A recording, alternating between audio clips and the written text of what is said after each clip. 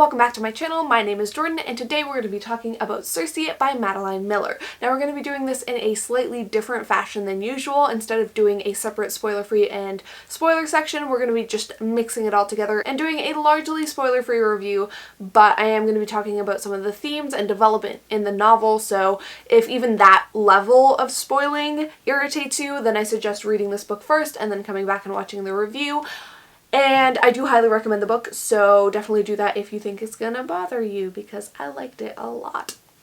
But with all that out of the way, let's just dive right in. So this book follows the story of Circe's life by compiling all of her myths into this truly compelling narrative. So we not only get to see her most famous myth, which is of course her time spent with Odysseus, but also the story of her birth and her growing up, her parents, and her relationships with her siblings, her first love, and of course her exile. And on top of that, we get to see so much more. And a lot of it I didn't know even as a lover of Greek mythology, so it was really exciting getting to see all of these myths strung together into this kind of cohesive narrative and also get to know a little bit more about Circe's mythology. It's truly a character study of this nymph and witch who has been relegated in the past to being a footnote in someone else's story. So I really loved this book. It is the first Madeline Miller novel that I've read, and it really is a combination of so many things that I genuinely enjoy in storytelling, and it was executed just so brilliantly. So I'm really excited to talk about it today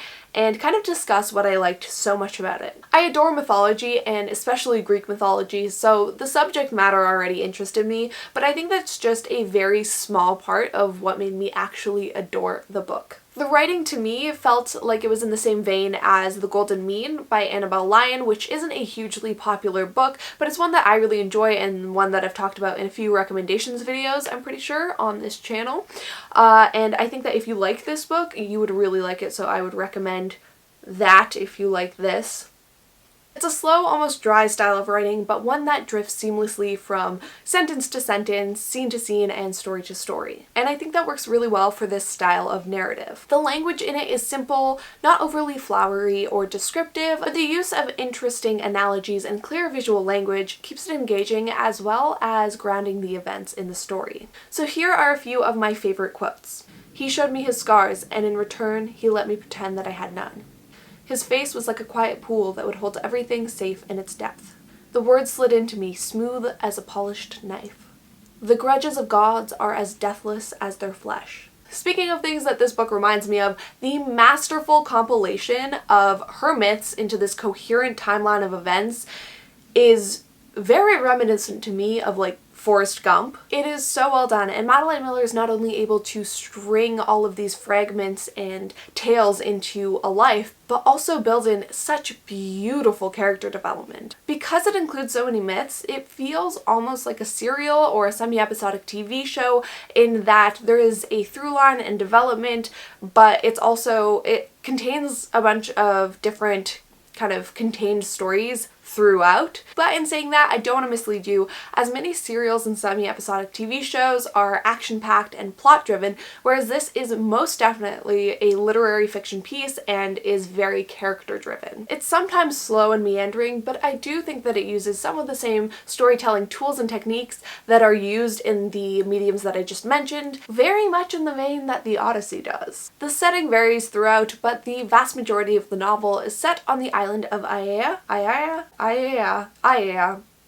where Circe is banished after using her magic on a fellow nymph. The settings in this book weren't particularly well developed, but I don't think they needed to be, as they weren't crucial to the plot or story. Each place had a few defining features that were mentioned to create a sense of atmosphere and scope for the reader. I generally prefer just a little bit more description in the prose that I read, as it helps me to visualize what the setting looks like, but in the case of this book, I think it only would have hindered it, as it would have really slowed down the pace even more, which I think would have made it suffer.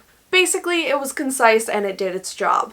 Now, y'all know that I am a fiend for stories about flawed women who are able to find their strength and power, obviously. And Circe encompasses this change in an amazing and realistic way. The development is really slow, and contextually I think that makes a lot of sense, as she is an immortal being, so change would not come rapidly to her. And it's through her relationships and the challenges that she faces that she's able to grow and develop. I think that if you believe yourself to be inferior or weak or less than, man, it can be extremely hard to push through that. And I think it's only through experiencing your strength that you are able to identify it, which was definitely the case in this book. What I love is that despite experiencing some of the worst things that a woman can experience, she is able to slowly reclaim her strength and power. But within that journey, she makes mistakes and pursues unhealthy ways in order to gain control in her life, and she must learn that that is not the way that she is going to end up fulfilled or have balance in her life. No one is perfect, and her flaws make what is already an inspiring story just that much more realistic. Now, I was curious after reading it to see what others were saying about the book, and it has been extremely well received, I think, by and large. But that being said, Cindy, the traitor, read this book and did not like it. In fact, she thought it wasn't as feminist and positive as it was being hailed.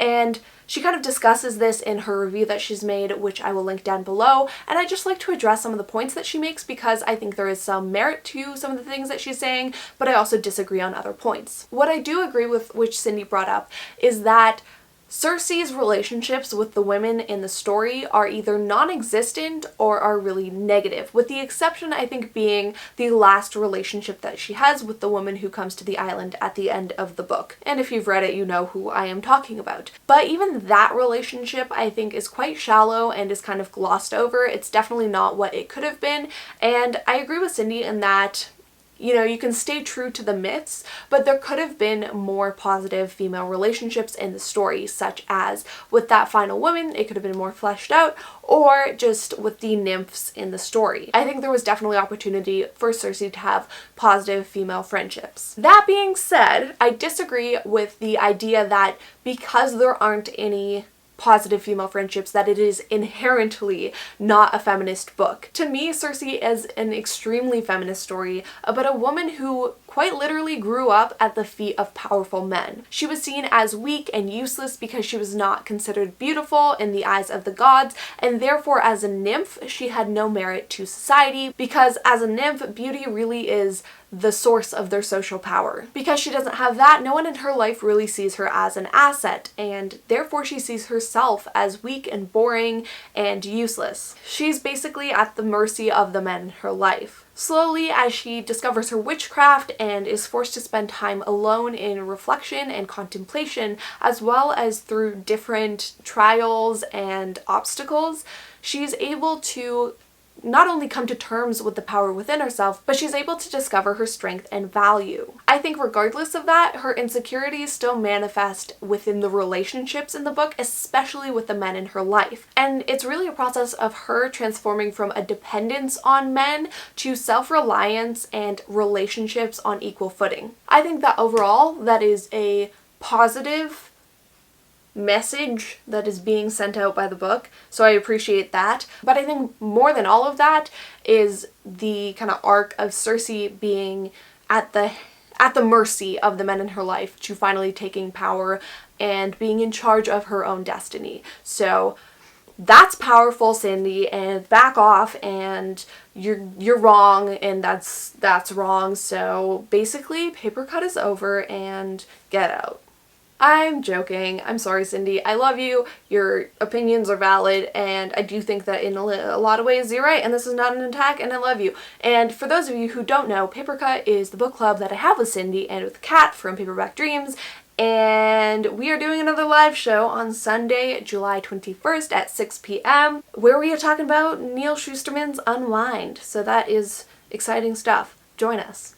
But that is all I have for you today. I hope you enjoyed this chat about Circe. I really do recommend it. I genuinely enjoyed this book so much. So if you like the kind of slow, meandering, mythology-based stories, character-driven narratives that are really about self-exploration and development, I think you would really enjoy this book.